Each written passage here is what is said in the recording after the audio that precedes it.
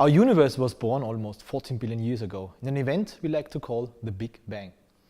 Back then, all matter was condensed in a tiny space at an immense temperature and density. But how can we be sure that a universe with these conditions has ever existed? When we observe the light from faraway stars and galaxies, we can find out many interesting properties of this object. For example, we can determine the distance and the velocity of an object.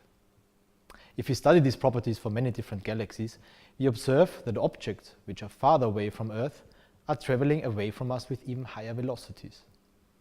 One conclusion could be that we are located at the center of the universe, but this is not the case.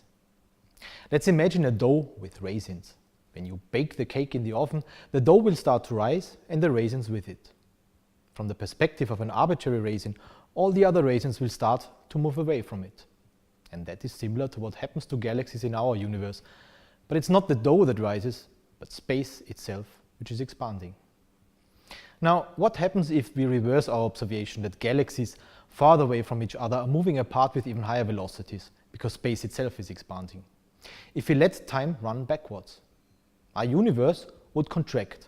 All matter would be concentrated within a smaller space, and temperature and density would increase and increase and decrease until we are back at the Big Bang, when our universe was condensed in a tiny space, the beginning of time and space.